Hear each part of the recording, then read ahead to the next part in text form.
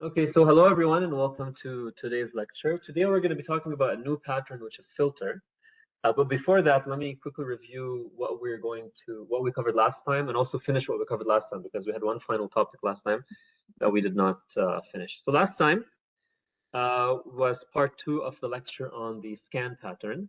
And we started by observing that the scan pattern is not work efficient. And what we mean by work efficiency, we say that an algorithm is work efficient if the parallel algorithm does the same amount of work as the sequential algorithm, which was the case in all the previous computations that we covered, but not the case in scan.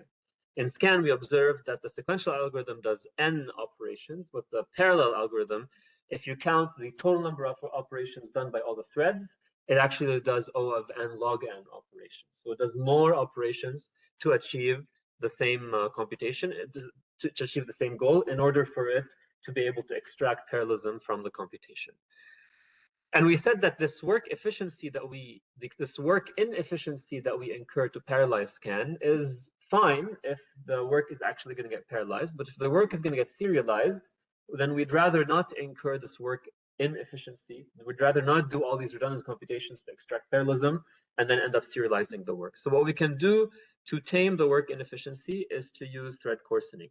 And by doing thread coarsening, we have every thread do a sequential scan, which is work efficient, and then we can do the parallel scan only when only for a subset of the elements, and that looks like this. If I have the block segment, every thread is going to take a small thread segment from within this block segment. It does a sequential scan of that segment. That part is work efficient, the sequential scan. It also doesn't involve any barrier synchronization. It doesn't involve any control divergence. And then what we do is we have every thread contribute the sum of all of its elements to the block. And that's where the block engages in the parallel scan that has some work inefficiency, some redundant computations, and also does some barrier synchronization and a little bit of control divergence. And then finally, after we get all the scan sums for each of the threads, if each thread goes back and adds the sum of all the previous threads elements to its own elements. Okay, and this is how we applied thread coarsening. And this over here is the code that we wrote for that. And when we did that, we observed that these thread segments, right? We initially loaded this block segment into shared memory, but then these thread segments, the thread is going to scan them, but then it's going to go back and add to them. So rather than scanning them in shared memory and then going back and getting them from shared memory to do the addition, what we can do is we can keep these thread segments in the registers and then add to them while they're in the registers and then put them back in the shared memory. And this was called register tiling. So to avoid repeatedly getting the thread segment from the shared memory and putting it back in the shared memory, we applied register tiling to the thread segments where every thread placed its segment in the registers. We also talked about occupancy a little bit, and we said that when we pick the coarsening factor in the block dimension, and particularly the coarsening factor, we need to make sure not to use too much shared memory. We also need to make sure not to use too many registers. If our coarsening factor is too high, we could end up in a situation where the amount of shared memory or registers that we use will force us to operate with low occupancy, and that might beat the that might undo the performance benefits that we get from applying thread coarsening. And with that, we kind of reviewed the performance optimization checklist that we had, and we saw that scan was actually a great example for us to demonstrate a lot of these optimizations that we've been learning throughout the course. So having covered that, we then looked at how we can do all of this was for segmented scan, where every block was scanning a segment. But then we looked at how we can combine the segments of the different blocks and to be able to get a globally scanned segment. And the first approach we used was the same approach that we used to segment the block set level scan across warps and across threads. But this time we're doing it across the whole grid. We can divide the global segment into segments for each block. Every block does its own local scan, and then we can have an interblock scan that scans the sums across the different blocks, and then we can go back and have every block add the scanned sums of the previous blocks to its elements. Now the question is how we do this, because this requires us to have some kind of synchronization across all the blocks in between these three stages. So one way to do that is to have three different kernels, right? We can have three different kernels. The first kernel does the scan, the block scans, the second kernel does the interblock scan, and then the third kernel does the add operation. And one thing that we observed about this approach is that the first kernel is going to load n elements from global memory and then store n elements to global memory. The second kernel, we can kind of ignore the load and store here. They don't take too much time. They're not too many because we only have one element for each block, so it's much smaller than the global segment. But then the third kernel is also going to load n elements from global memory and store n elements to global memory. And we said that this is a lot of memory accesses compared to the kind of a perfect kernel. A perfect scan operation only needs to do 2n memory accesses, n loads and n stores.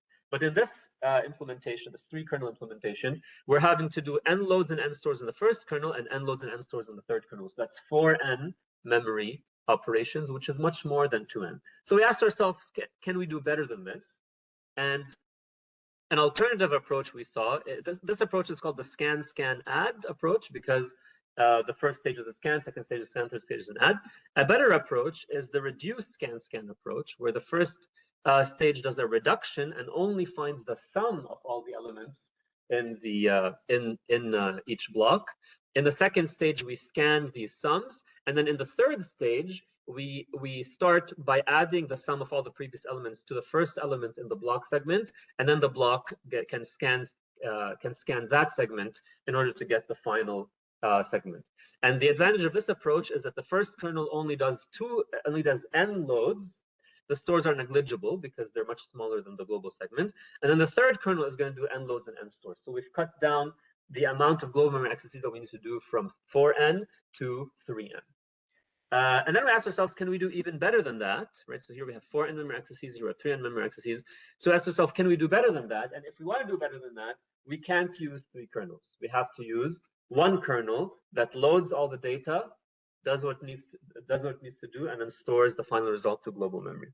So how can we implement a single kernel scan that does the entire scan operation across all the blocks in one go?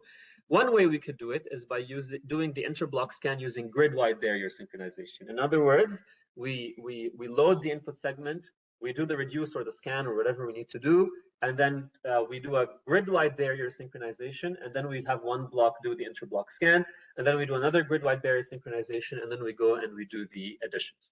Now, the problem with grid-wide barrier synchronization is that it limits how many blocks can execute at the same time, right? So it limits the size of the array that we can scan. So to avoid having to do, and also it's pretty expensive.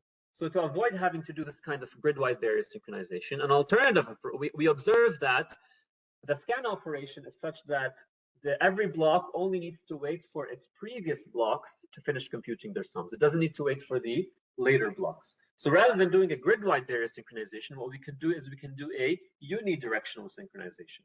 And in a unidirectional synchronization, every block waits for the previous block to finish computing its sum, and then it grabs that sum, adds it to its own sum, and then passes it on to the next block.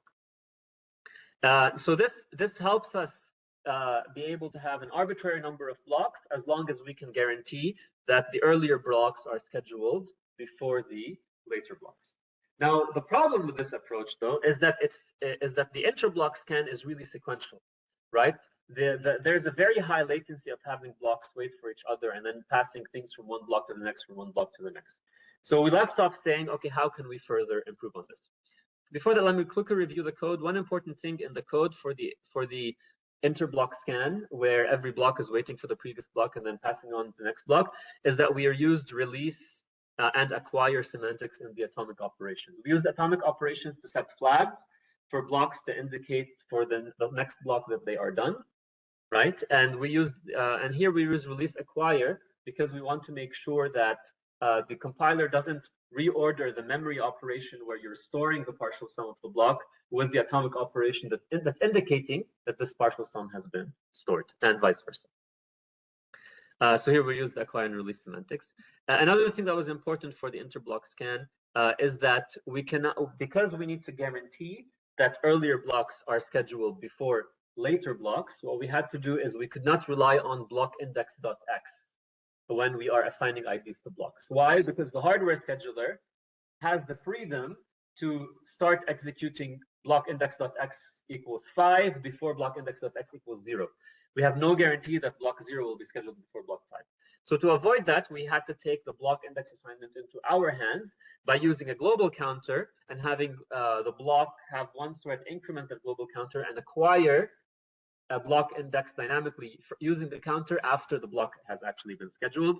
And this allows us to ensure that earlier blocks are scheduled before later blocks. Okay, so going back to our single kernel scan. So far, what we've had is we've had each thread block is waiting for the previous thread block to finish computing the sum before it can execute. And we call this single lookback. It's single lookback because every block is looking back one block. Right? Every block is looking back to one block, waiting for it to finish before it can execute. And we said this is inefficient because it creates a serialization point, and this significantly hurts performance. If we ran this code, it would actually be much slower than the 3-kernel approach that we implemented, because even though we save on the global memory accesses, we incur a lot of high latency in passing these flags. So what do you think we can do to reduce how much serialization we do? And hint, it's in the name, there's single lookback. So if there's single lookback, what do you think there is? Multiple? Multiple, exactly. We can have multiple lookback. What is multiple lookback? So the idea of multiple lookback, the main problem here is that every block is waiting for the previous block. So we have a serialization across the blocks. Instead of having every block wait for a previous block, what we can do is we can have every block look back multiple blocks. Okay, you can have every block look back multiple blocks.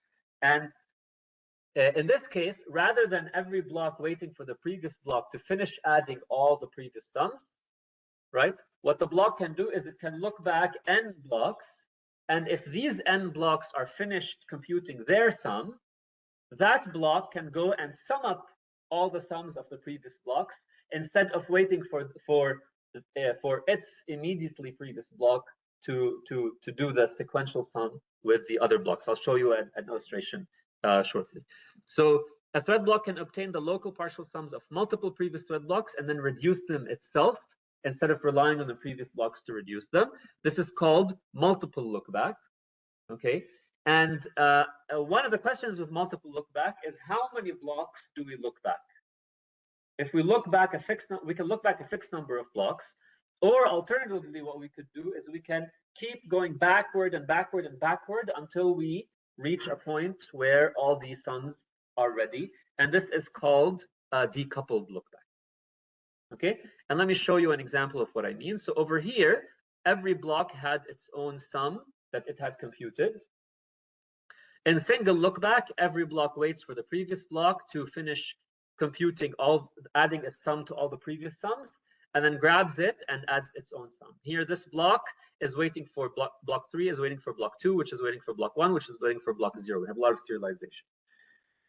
In multiple lookback or in decoupled lookback, rather than block 3 waiting for block 2 to finish finding all the scan sums, what block 3 can do is it can just wait for block 0, block 1, and block 2 to finish calculating their sums, not their scan sums.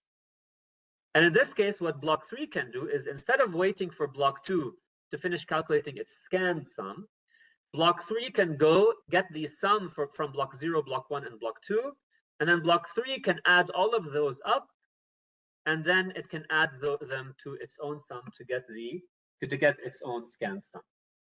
So when we do this, we reduce how much serialization we are incurring, but what are we doing? We have more redundancy. Exactly, this affects recursion. We have more redundancy because here, block 1 is going to be adding the sum of block 0 and the sum of block 1. Block 2 is also going to add the sum of block 0 and block 1 to its own elements, and then block 3 is also going to add the sum of the 0 and the sum of block 1. So we're adding the sum of block 0 and the block 1 multiple times here. Over here, we're only adding the sum of block 0 to the sum of block 1 once. But the idea here is that this synchronization where thread blocks are waiting for each other using atomics is so expensive that it's much better to do a lot of redundant additions than to have to incur the high latency of this synchronization. And that's the intuition of decoupled lookback. And with decoupled lookback, right, we can indeed get significantly better performance than our scan add and our reduce scan 3 kernel implementations. Okay, is that clear? Questions?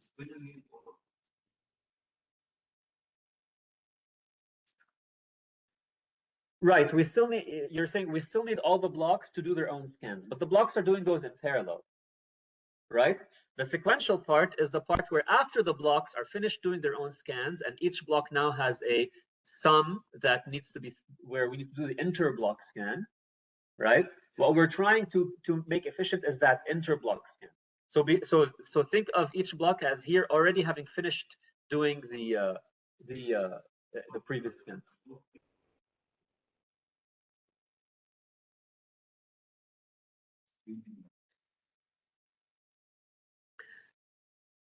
So in the grid-wide series synchronization, yes, we're assuming that all the blocks are done doing their scan. In the single look back, we're not assuming that. We're just assuming that the previous blocks have finished doing their scans. Right. In the decoupled look back, we're assuming that the previous blocks are done doing their scans, and that's a fair assumption because we're doing dynamic block index assignment, which means that earlier blocks will be scheduled before later blocks, which means that if a later block is done with its scan and has the total sum, chances are the earlier blocks are also done with their scan and I have the sum ready. Is that clear? So here, block 0, block 1, and block 2 are going to execute before block 3. So if block 3 finished finding its block sum,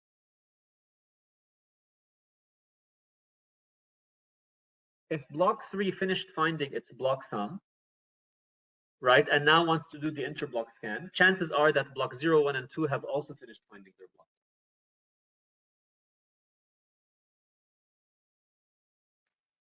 Right, but imagine if block 0, block 1, and block 2 all finished at the same time. In the single lookback case, block 2 has to wait for block 1 to finish getting the data from block 0. Block 3 has to wait for block 2, which has to wait for block 1, and has to wait for block 0. In this case, none of the blocks are waiting for each other. They just go and they get the sum and they add it themselves, rather than having to wait for the previous block to get it from the previous block to get it from the previous block, etc. Is that clear?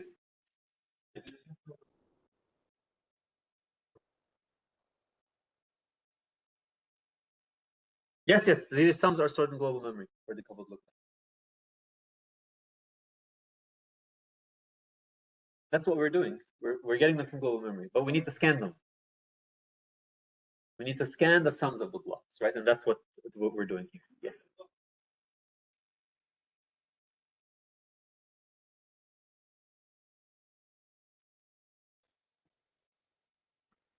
So here, can we say that sequential is better than? Wait, somebody in the class is asking a question. Let them finish, and then I'll go to the online. Apologies.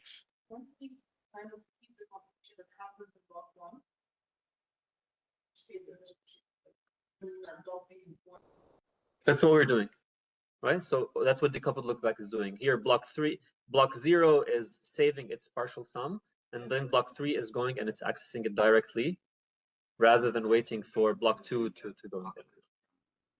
So after the scan is done, each block now has the scan sum that it needs to go and add to all of its elements.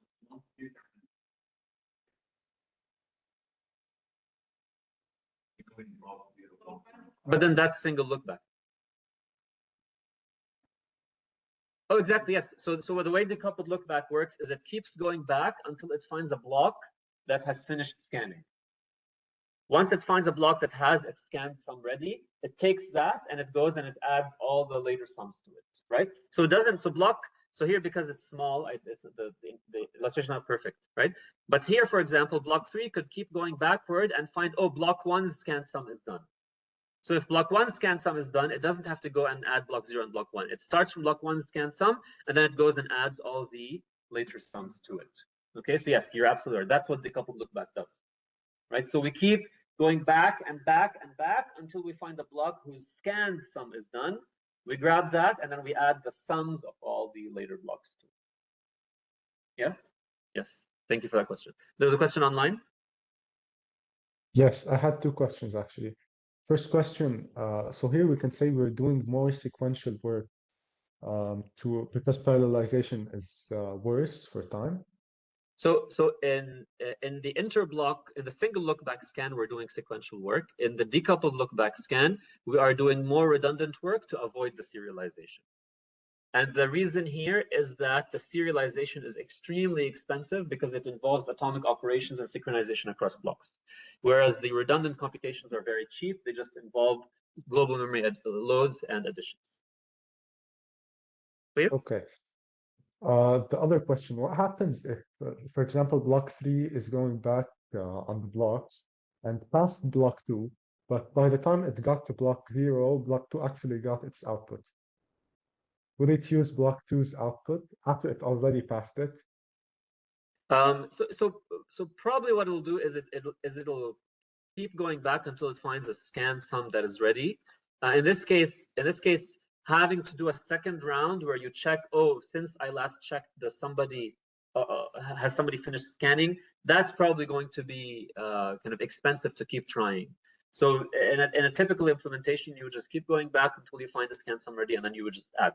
And it's probably cheaper to just do those additions than to have to iterate again. And keep in mind, a block can have 1,024 threads.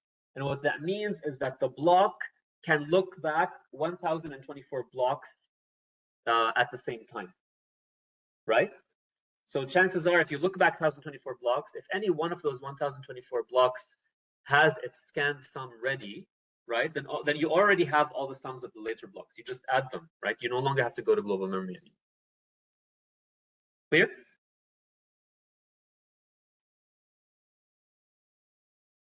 Okay, any final questions? Okay, if there are no more questions, then let's proceed to talk about filter. Okay, so here I have chapter * because this chapter is not in the 4th edition of the book, but it will be a new chapter that's going to appear in the 5th edition of the book, and it's going to come right after the scan chapter, because you'll see later that it does depend a little bit on the scan chapter. Okay, so that's why it's chapter ***, but it's going to be chapter 13, I believe, or chapter 12 in the new edition of the book. Okay, so what is filter? What is a filter operation? Anybody have an idea what I mean by a filter operation? You're given a range or two values, and you only allow values between the two values. So you filter out any value that's not in between them. Right, exactly. So a filter operation is an operation where you have a bunch of items, right? They could be a bunch of keys, or they could be keys and values. And so you have a list of items, and what you want to do is you want to remove the keys and the values that don't meet some condition, and keep the keys that do meet that condition. Okay, it's also called a select operation, especially in kind of a context of databases. Okay, so is this clear? It's a filter up. You have a list of values, and you want to filter it. You want to keep certain values that meet a condition. You want to remove values that don't. Now there are two versions of filter. There is the unstable filter, and there is the stable filter. What is an unstable filter? In an unstable filter, we have a bunch of values. We want to filter these shaded keys that meet our condition, but we don't care about the order in which these keys appear in our output. Okay? That is the unstable filter. In the stable filter, we have these keys.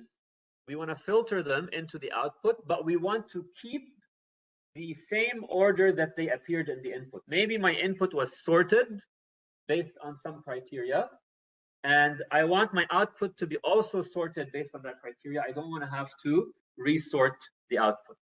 So in this case, this is called a stable filter. Which one do you think is easier?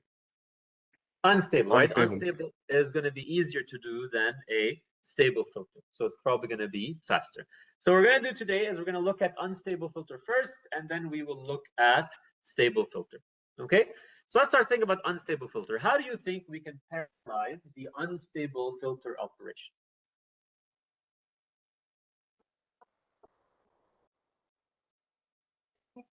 Each thread will look into a certain Right. element. So somebody answered from the in-person, from people in the classroom. So the way that we can parallelize this is by assigning a thread to every input element. That thread is going to check if that element meets the condition or not. If the element meets the condition, we want to place that element into the output array. So the thread is going to have to reserve a space in the output array for that element by incrementing some atomic operation. Some global counter using an atomic operation. That's exactly what we're going to do. Okay. So to parallelize unstable filter, we can assign a thread to each input element. That thread is going to evaluate the condition, and then the thread is going to place the key in the output if the condition is met. And the question is, how does each thread know where to insert the key? We're going to atomically increment a counter, right, and place that key. And the reason we can use this counter is that order doesn't matter. When many threads atomically increment a counter, there's no guarantee in what order these threads are going to atomically increment the counter. So thread 0 might increment after thread 5. In which case, thread 5 will get an earlier position in the buffer. Okay, so let's implement this and see how it performs. I'm going to switch to the terminal.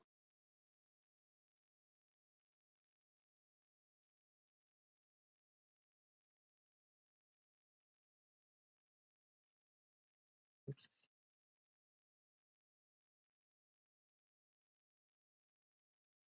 Okay, so people can see clearly. Is the font size large enough? Yes? Okay. Okay, so the first step is every thread is going to be assigned to an element of the input, right? So that's familiar to us. Unsigned int I is equal to blockindex.x times blockdim.x plus threadindex.x. So the thread uses its index. We make sure the index is within bounds. So here, let me just show you what the parameters are. Okay, so here the kernel takes in an input, has an output. N is the size of the input and the size of the input. Obviously, the output is not going to be larger than n. And then outsize here is a counter that is initialized to 0 that we're going to use to atomically increment and reserve place in the output buffer. Okay.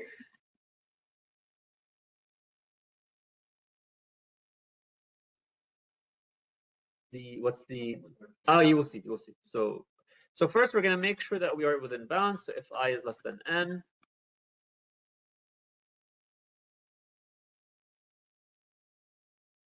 okay, and now here we're going to load the value. So we're going to unsigned int. The value is equal to input of I. So far, all this is very easy, right? Every thread loaded the value that it is responsible for. Now the thread needs to check if the value meets some condition. So I define some condition in comment.h. It doesn't matter what it is.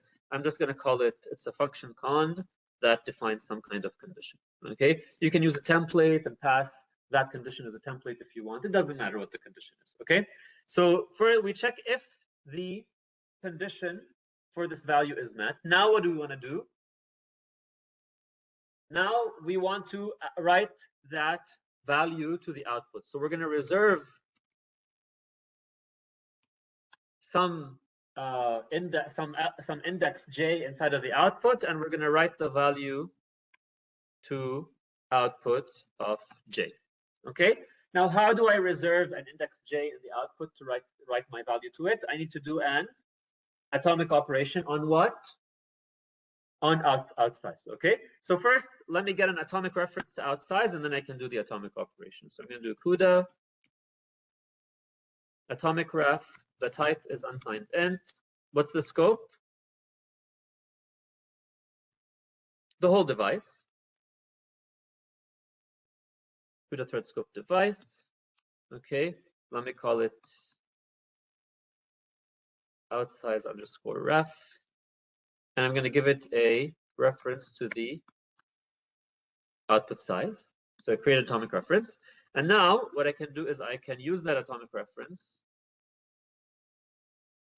out size underscore ref to do a fetch and add. How much do I add? 1. I'm reserving 1 entry. Okay. And what's the semantics for the order? Is it relaxed, acquire, release? Right, it's relaxed, right? I'm not indicating, I'm not like setting a flag to indicate that I've read something or I've written something. Okay, I'm just so the order in which I do this atomic operation is irrelevant to other memory operations that I'm doing that are independent. Okay, all right, so we're going to use, the semantics are going to be relaxed. Okay, so I increment and I write my output value. Is this clear? This is a simple filter operation. I'm going to compile and run, make sure that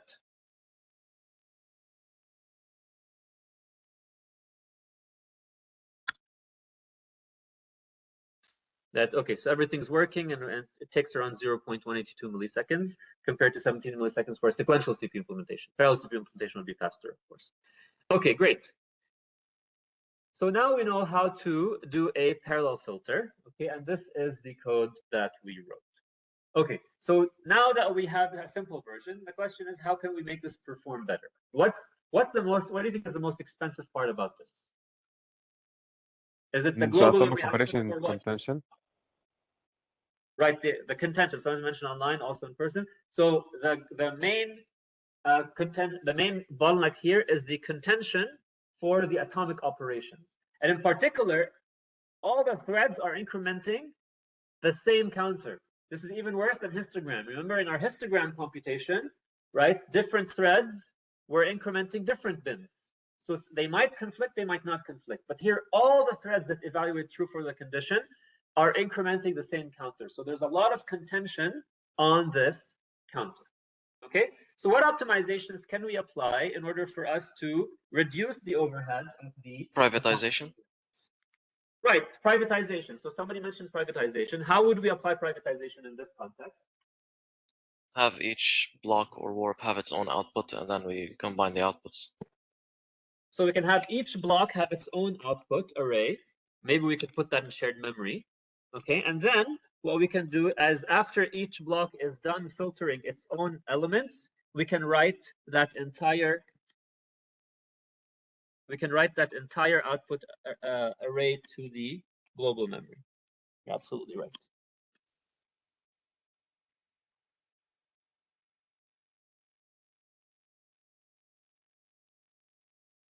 Second, we're having a technical difficulty here.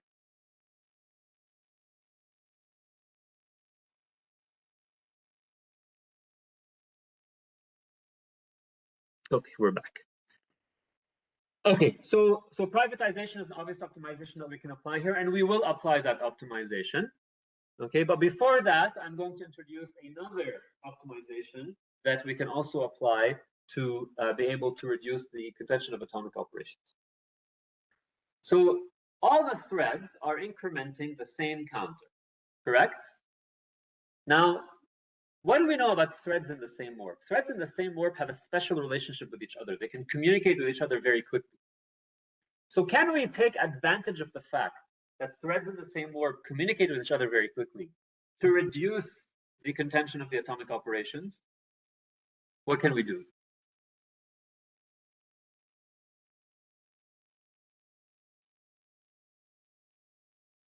So if multiple threads in the same warp are all atomically incrementing the same counter,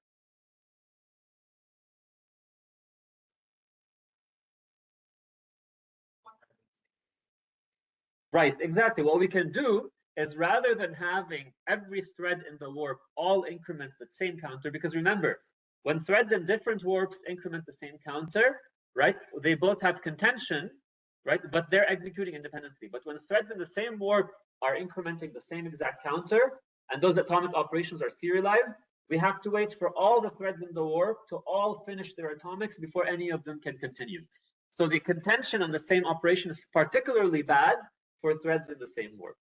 But we can take advantage of the fact that threads in the same warp can collaborate quickly by having, instead of having all the threads in the warp increment the counter, just give all those increments to one of the threads and have that thread increment the counter on behalf of all the other threads in the warp. So for example, if 16 out of the 32 threads in the warp evaluate true for the condition, I can have one of those threads increment the counter by 16, and then tell all the other threads in the warp where the 16 elements it allocated in the buff output start, and then those threads can go ahead and write to the output buffer. Is this clear? Okay, great. Okay, so since all the threads increment the same counter, we can have just one thread in the warp incremented on behalf of all the others. We refer to this as a coalesced atomic operation. Okay, it's a coalesced atomic operation. Excuse me for overloading the word coalescing. This is different from memory coalescing. In memory coalescing, we have adjacent threads writing to adjacent elements. So we combine those in one transaction, right? Here we have adjacent threads in the warp atomically incrementing the same memory location. So we're coalescing the atomic operations, okay? So in both cases, coalescing means we are combining multiple operations into a single one. But when we do loads and stores, we are coalescing accesses to adjacent elements, whereas here we're coalescing accesses to the same element. Okay. All right, so to coalesce the atomic operations, there's a certain number of steps that we need to do, okay? First of all, we need to assign a leader thread to be responsible for doing the increment on behalf of all the other threads. Is that clear? Okay, and that leader thread has to be active, so it cannot be thread 0 all the time, because thread 0 may not be active, right? Thread 0 may not have evaluated true for the condition, right? In our code over here, right? Inside of the code, not all threads arrive at the atomic operation. So thread 0 may not be executing the atomic operation, correct? So I can't always make it thread 0 in the warp. It has to be one of the warps that is active. So we need to assign a leader thread. We need to find out how much we need to increment the output, okay?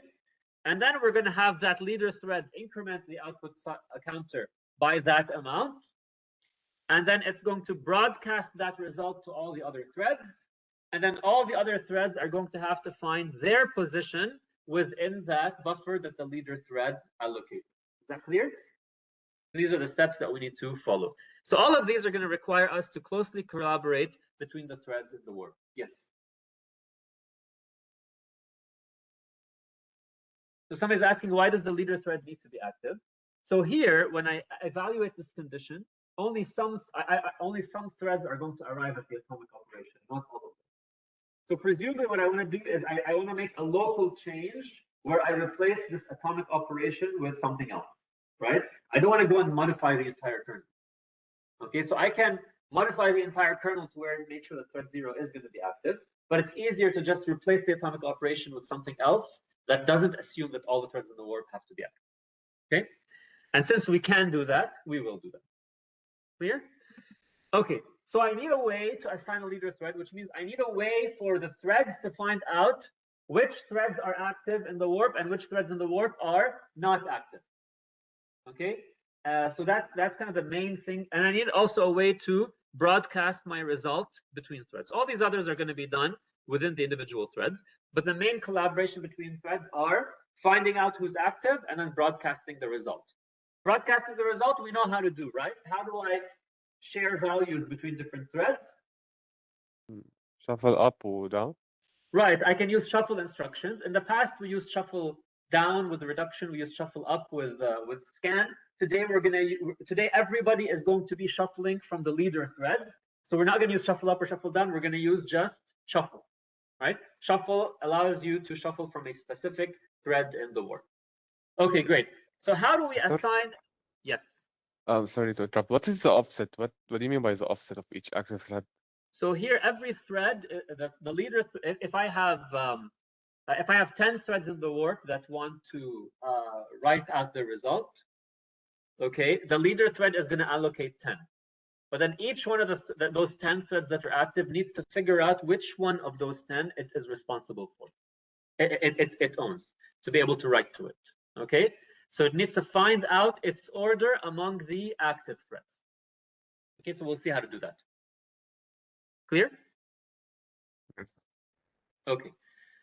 So then we also need to find out, to be able to assign a leader thread, we need to find out which threads are active. So this we haven't seen how to do yet, and we're going to see how to do that today.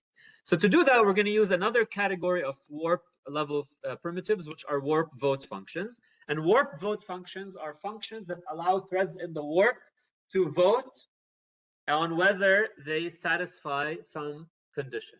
And there are different variants of warp vote. There's all sync.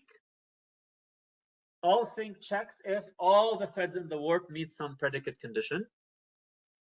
There is any sync. Any sync checks if one of the threads in the warp meets some condition. Okay. There is ballot sync, and ballot sync basically returns a mask of which threads in the warp meet some condition. So I can check if they all meet the condition. I can check if one of them or none of them meet the condition. And I can also check which ones meet the condition using ballot sync. And then finally, a very kind of a simple one is active mask. And active mask just returns which threads in the warp are active at a certain point in the code. Okay. And what we're going to use today is active mask because that's what we want. Clear? Okay, great. So let's start by implementing this, and let's go through the steps. So we said the first step we need to do is we need to assign a leader thread. To assign a leader thread, what we can do is we can first find out which threads are active, and then we can pick one of those threads to be the leader. But all of them need to agree on which one will be the leader. What makes sense for us to pick as the leader? The first active thread. Okay, so we can find out which threads are active, and then we can assign the first active thread as the leader. So to find out which threads are active, we can simply call the active mask. Okay, so for example, in the active mask, if threads 1, 2, 4, and 5 are active, the active mask is going to look like this. At index 1, 2, 4, and 5, I'm going to have 1, and all the others are going to have a 0. Okay, so let me do that. So here I'm going to go to my code. Let's look at that later. So first of all, I'm going to find the active threads. That's easy. I'm going to write unsigned int active threads is equal to active mask. Okay, so now I know which threads are active. Okay, now I want to assign a leader. So to assign a leader, I want to find out which is the first active thread. So here in this example, what's the first active thread? Thread 1, right? Thread 1 is going to be the first active thread. So if I have a mask, if I have this unsigned int mask, they're called active threads, how can I find the first bit that is set inside of this active mask? Loop. I can write a loop and iterate and go through it and do all these things. Okay, that's actually very expensive, but fortunately, there's actually a hardware, an intrinsic that's available on CPUs and on GPUs called FFS, find first set, that takes a 32-bit integer and gives you the index of the first bit that is set in that integer. Okay, so we can simply use FFS. And this returns the index of the first bit that is set. One thing to note here is that the index starts from 1 because 0 refers to, because there's the case where none of the bits are set. So 0 is reserved to indicate that none of the bits are set. Okay, so if the first bit that is set is bit 0, then it will return 1. If the first bit that is set is bit 1, it will return 2, etc. Okay, so what I'm going to do is I'm going to call FFS, but I'm going to subtract 1 from it. In our case, we know for a fact that at least 1 bit is set, because if none of the bits are set, I won't enter this code in the first place. Okay, so we can assign a leader. We're going to write unsigned int leader is equal to, and I'm going to call FFS on the active threads, and I'm going to subtract 1. Clear? Okay, great. So now we have the leader thread. The next thing that we need to do is we need to find out how many threads need to add to the output. Okay, so we need to find out how many threads need to add to the output. So how do we do that in our code?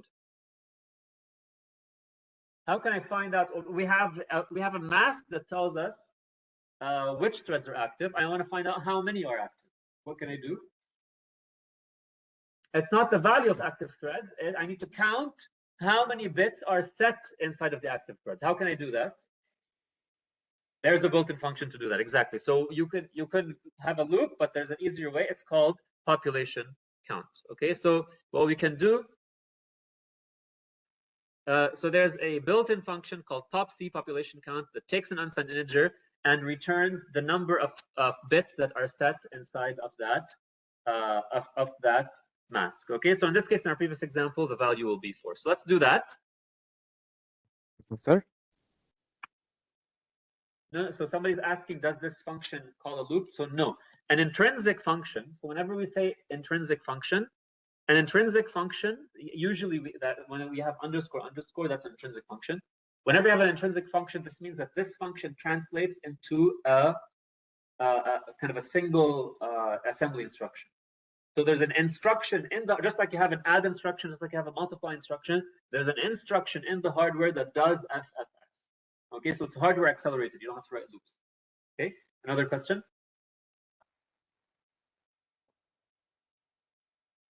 Yes, here, the active mask is an integer. No, it's not an array. It's an integer. So it's a 32-bit integer, and I have 32 threads in the warp. So every bit in the integer corresponds to a thread in the warp, whether that thread is active or not. Okay, there was a question online. Professor, so by internalizing, this means like POP-C or FFS. So an actual implementation in hardware, it behaves as if it's like scalar operation in the terms of speed. Yes, yeah. So it's like executing an add or a multiply, or it's just an instruction that does FFS. But it's expensive in hardware design, right, or implementation? Oh, I mean, it depends on the hardware. It depends on the hardware, right? But there's kind of a, just like you have an adder in the hardware, inside of your ALU, you're going to have a piece of hardware that's dedicated to computing FFS. Yes. Okay. Okay. So only the leader thread needs to count how many are active, right? Not all of them. So here I'm going to write. So here we're going to.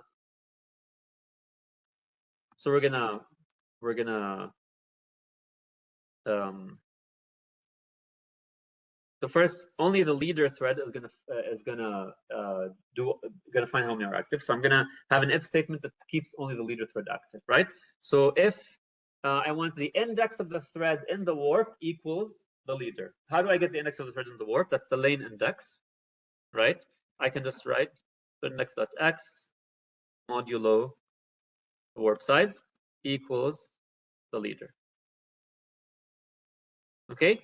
So here now only the leader is active, and now the leader is going to invoke population count to find out how many threads were active when I got the active mask. Okay, so I'm going to do unsigned and num active is equal to population count active threads. Okay, so now the leader thread knows how many threads are active. What does the leader thread now do? It's going to do the atomic operation. Okay, so now this atomic operation that I was doing here before. Okay, now only the leader thread is going to do it, but instead of adding 1, what's it going to add? Num active. Okay, great. So now J here, of course, I need to use J outside of the loop, so I'm going to define it. So outside of the if statement, so I'm going to define it up here. So now J over here tells us. So here, the leader thread has assigned num active entries inside of my output array, and J tells us where that begins. Now what we need to do is we need to broadcast to the other threads. Okay. So now, so I need to go and get J from the leader thread and give it to all the other threads. How do I do that? Using the shuffle instruction. Okay, so I'm going to do J is equal to shuffle sync. Here I only need to do shuffle sync. I'm not shuffling down or shuffling up. I'm shuffling from a specific thread. Okay, so I do shuffle sync. Which threads are active? It's the active threads. I already have a mask for that.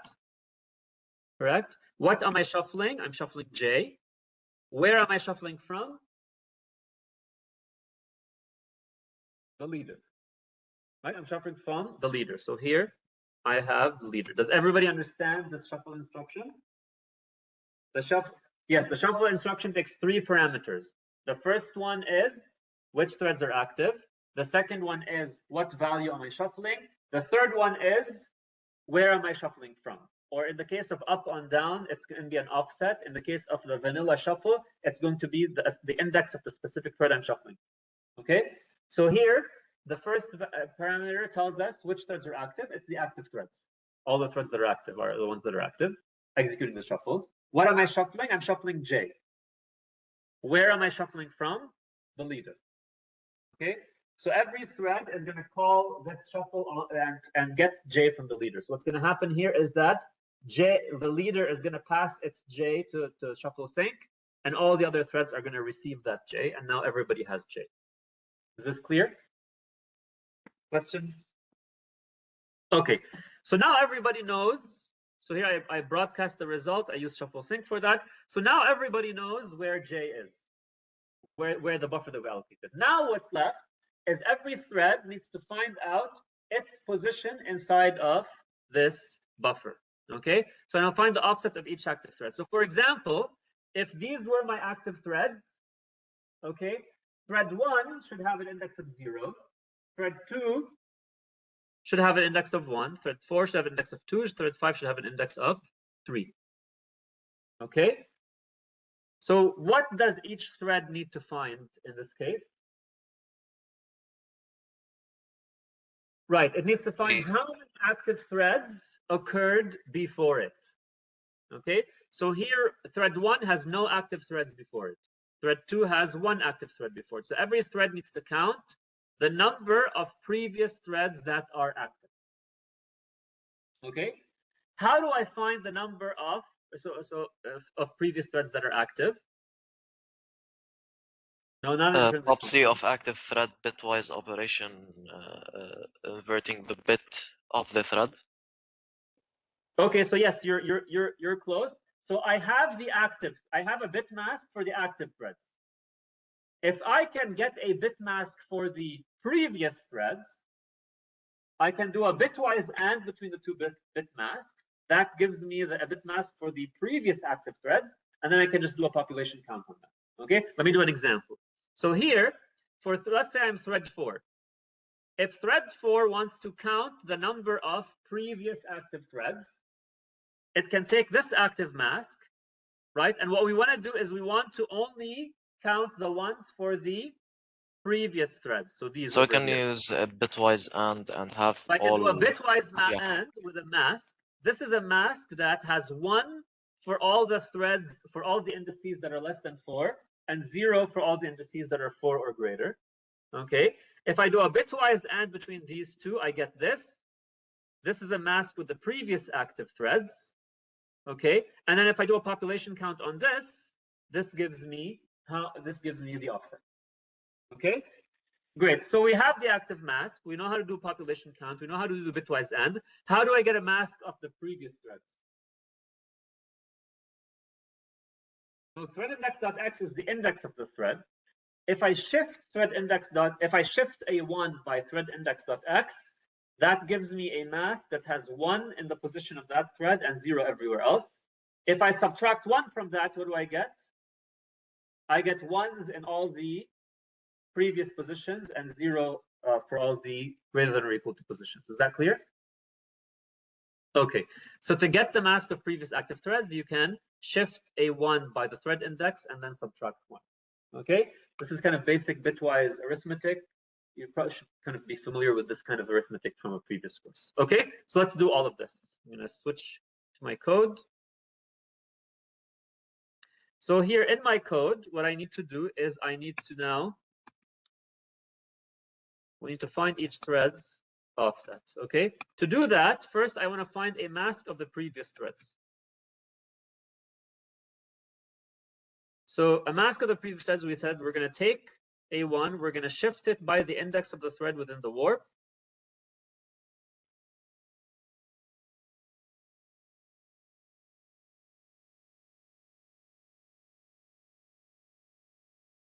And we're going to subtract 1. Okay. This is a mask of the previous threads. Then we're going to get the previous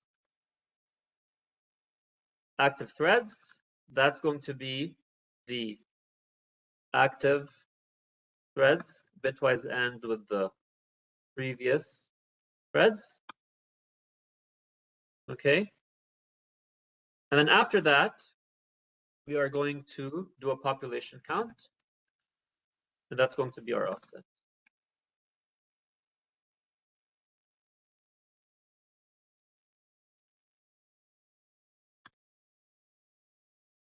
Okay. And now that we have the offset, every thread is going to write at output of j plus the offset. Is this clear?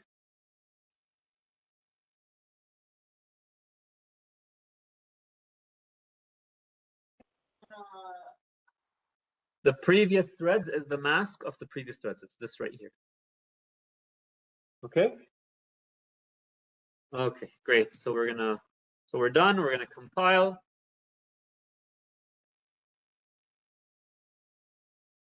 And we're going to run.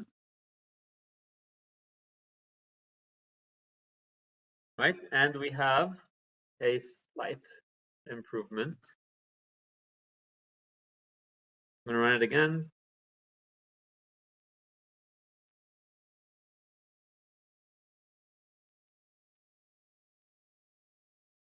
I think the improvement is noise. I'll tell you why. Okay, great. So let's move on and we'll come back to see if it ran again. Okay, great. So this is the code that we just wrote. There's a slight improvement. One thing to note, I'm running out of time. I really wanted to show you the cooperative groups, but running out of time. But one thing to note is, so here I'm showing you the low-level API so that you get a feel for what is happening at the low level. But you don't usually have to write this kind of code when you're doing warp level programming. There's the cooperative groups API really makes the warp level programming much easier. So in the cooperative groups API, there's something called coalesced groups. You can use cooperative groups by including these. And then with coalesced groups, what you can do is you can, just like before I told you, you can get a handle on the warp. You can actually get a handle on the active threads in the warp. Okay, and then you can use that handle to find the index of to find out how many active threads are active in the warp, and you can use that handle also to find the index of a thread within the active threads in the warp. So here, you can call coalesced threads to get a handle on the active threads in the warp. You can call active threads dot thread rank. This will do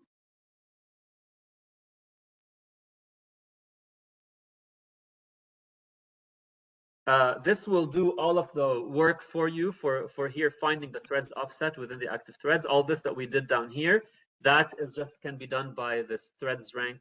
And then active threads dot size, this is basically doing the population count where you're trying to find out how many threads are active right here. Okay, so you can use these, and that simplifies the code significantly, right? You can use active threads dot thread rank equals 0. Right, basically every thread is going to have an index within the active thread. So thread 0 is the first active thread. So you can just do active threads of thread rank equals 0 to find out if you're the leader. You can do active threads dot size to find out how many are active. You can do active threads dot shuffle. You don't have to provide the active threads mask. And then here you can just do offset equals active threads dot thread rank. So using the cooperative groups significantly simplifies this kind of computation. I'm not going to implement it just because we're kind of running short on time. Okay.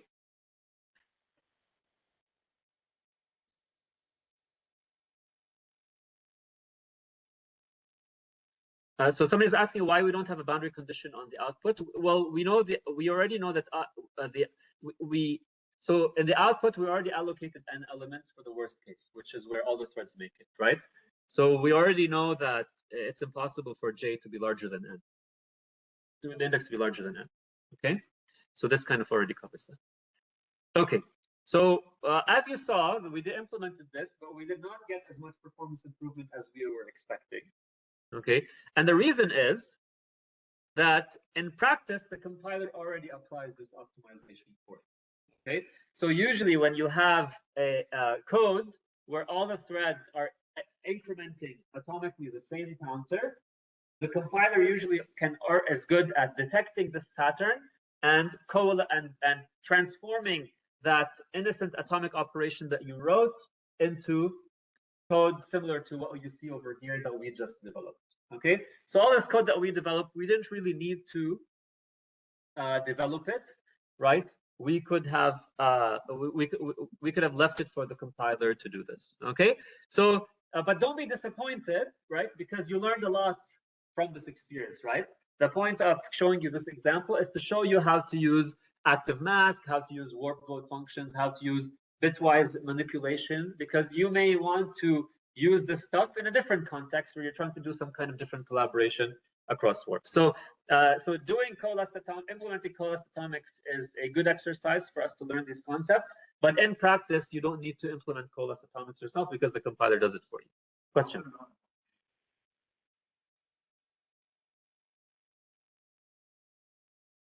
So somebody asked me, how do you know if a compiler already does warp level optimizations or not? I mean, you know this from experience, right? But a lot of the optimizations that we cover, the compiler doesn't do them. So I'll usually tell you if they do them. But something here, because the warp level coalesced atomics is a very local optimization. You're just replacing a call to a atomic operation with boilerplate code, right? So the compiler is usually good at doing it. But a lot of the other optimizations we were looking at were not just replacing something with something else. They're more involved. Okay, so a lot of the problems we look at, the compiler doesn't do. Maybe vector loads, the compiler sometimes might do them on your behalf if it detects that you're loading consecutive elements. Okay. All right. So that was one optimization. The other optimization we said was privatization. Okay, and in privatization we said. So here the coalesced atomics reduce the number of atomics it reduce the number of atomics from 1 atomic per thread to 1 atomic per warp. But then if we want to remove the contention across different warps in the same block, what we can do is we can do privatization. And in this case, we can have every block have its own private output list. It can write all these elements to its private output list, and then finally commit the elements to a shared output list. And we can place that output list in shared memory.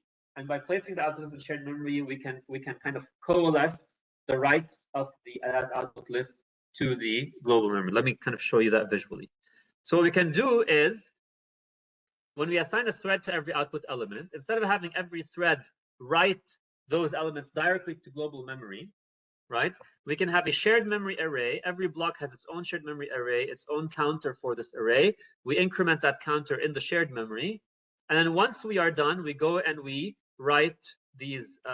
Every block will have 1 atomic operation in the global counter to allocate space for the entire private output list, and then it will write that private output list to global memory. There are 2 advantages here. The first advantage, which is the advantage of privatization, is that when we are collecting the elements in the private output list, the atomic operation now is being done on an atomic operation that's private to the block that we can place in shared memory. And then every block is only going to do 1 atomic operation on the global counter. The second advantage is that in the previous case, when these different threads were writing these output elements to arbitrary locations, those writes were not coalesced, correct? So if I don't do privatization, right, when threads in the same warp, the coalesced atomics helps you make sure that the writes are coalesced. But even if I look at threads in different warps, right, they're writing to arbitrary locations. By combining all the elements of the block into a single contiguous list, and then writing that contiguous list out from shared memory to global memory in parallel with different threads, that ensures that this write from the shared memory to the global memory is coalesced. Okay, and by the way, coalesced stores are even more important than coalesced loads. Okay, because if I have non-coalesced stores, I need to bring all the in, and I need to write to them, and there's partial writes, and so it's even more expensive when you have uncoalesced stores compared to when you have uncoalesced loads.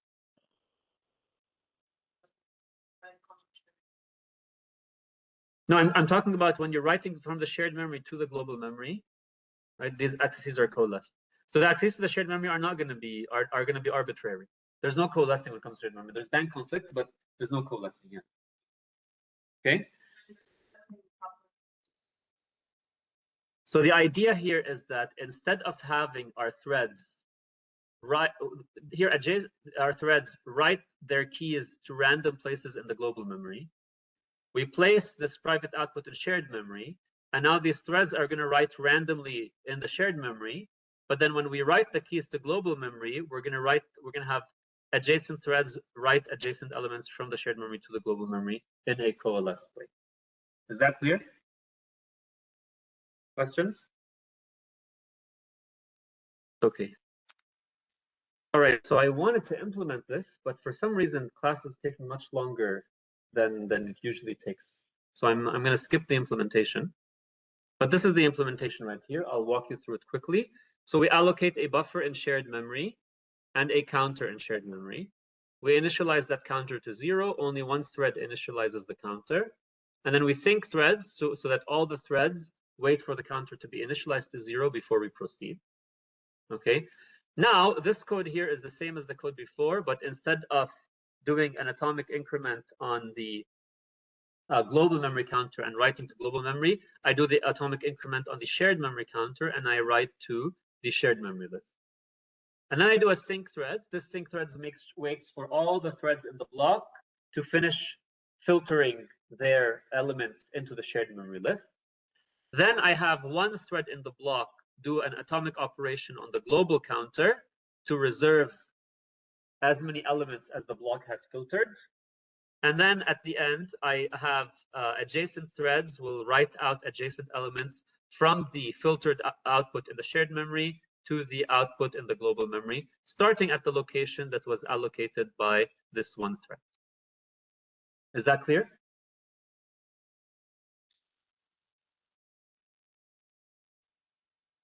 So yes, we can do coalesced atomics over here, because here we have multiple threads all allocate atomically incrementing the same counter in shared memory. But as you know, the compiler is going to do it for us, so we don't have to do it. Okay? Okay, so great. So now this is how we do privatization. Any questions about unstable filter?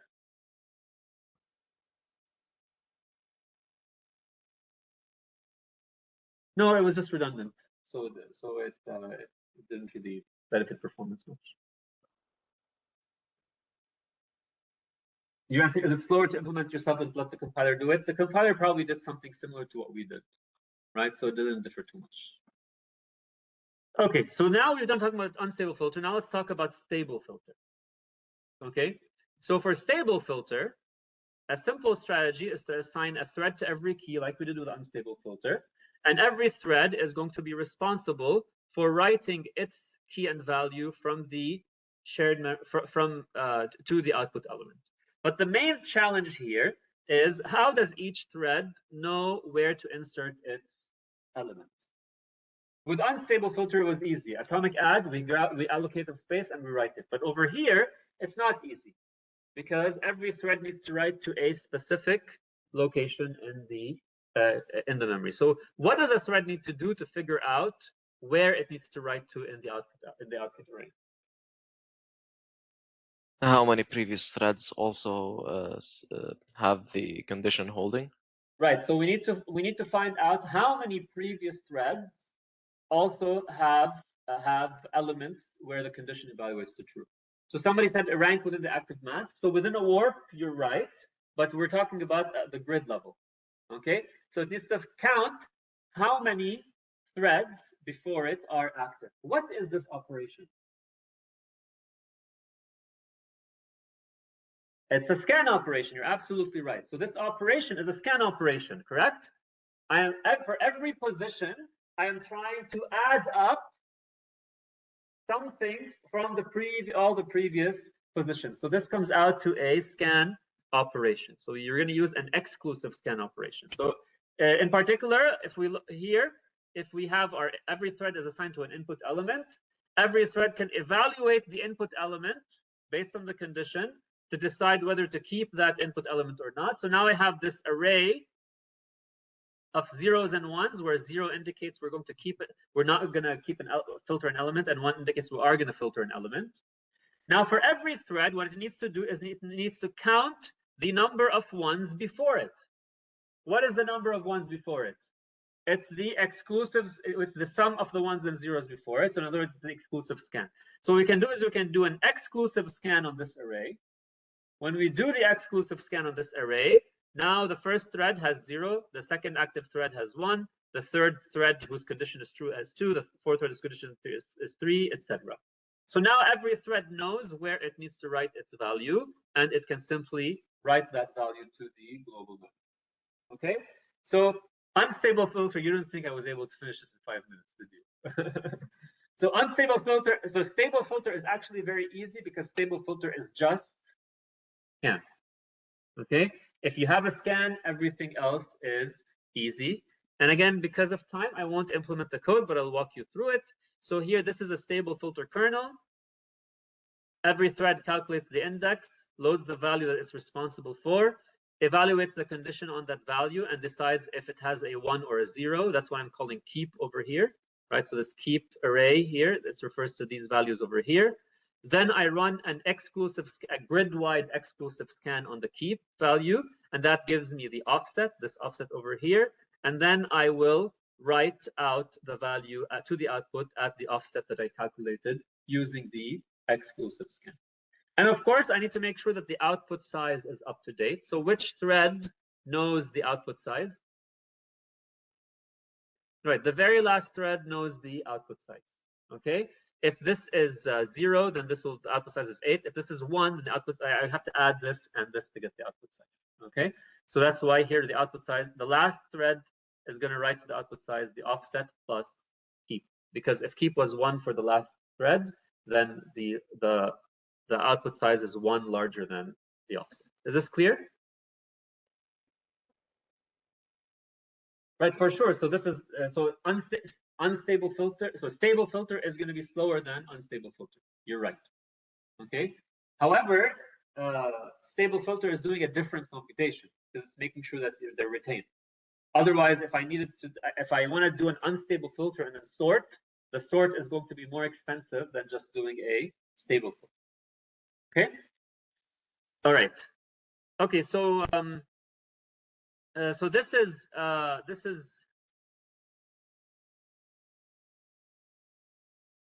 so I don't want to keep falling behind in the classes. I think we fell behind today because we fell behind last time, and we had to compensate today. So to avoid to keep having this cascade of falling behind, I'm going to finish today's lecture. But if you need to leave, feel free to leave, and you can continue watching the recording offline. Okay. Okay. So so great. So now we know how to do this. So now we know how to do a stable filter, but what can we do to improve the performance? So one thing that's particularly bad over here is the memory coalescing. You'll notice that adjacent threads are not writing to adjacent elements. Here we have let's say these two threads form a warp. Some threads are active, some threads are not. And then if these threads form a warp, some threads are active, some threads are not. So these two elements, they're going to the same output. They're going to adjacent places in the global memory, but they're being written by different warps. And these warps have incomplete writes. They're not fully utilizing the burst because some threads are writing and some threads are not. So to improve on memory coalescing, what we could do is what do you think we could do to improve? Reassign the threads. We can put the values in shared memory and then write them out in a coalesced way. And we refer to this as packing.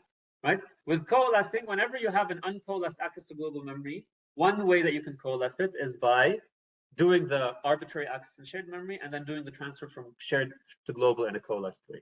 So what we can do is we can pack the filtered keys in shared memory and then write them to global memory in a coalesced way. So that would look something like this.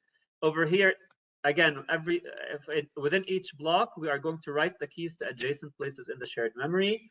And then we're going to have adjacent threads transfer these keys from shared memory to global memory in a coalesced way. Okay, so the main advantage here is that we are improving the memory coalescing. Is that clear? Okay, all right, great. Can we improve the coalescing even more?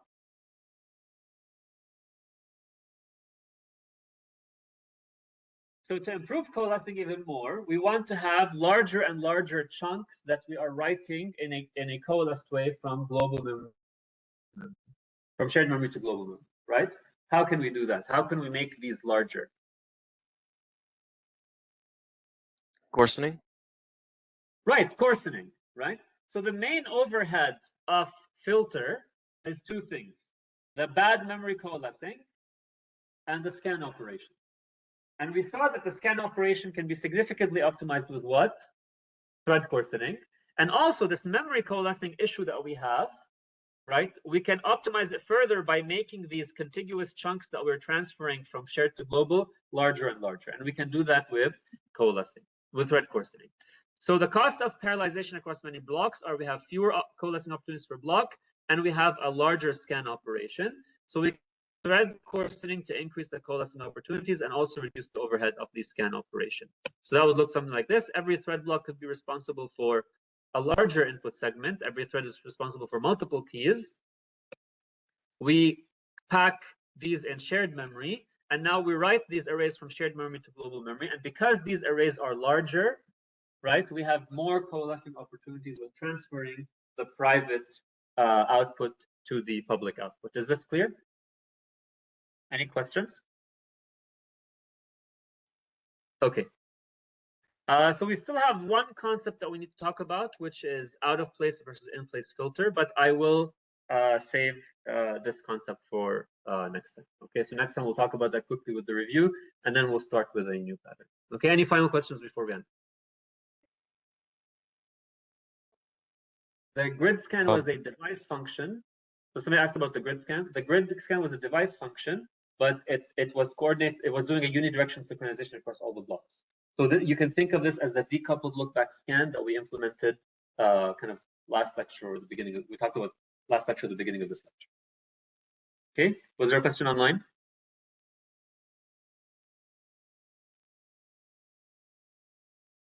Okay, if there are no more questions, then that's all for today. I'll see you next time. Next time we'll finish this and we'll start a new pattern, which is merge. Professor, Thank you, Doctor. I have a question.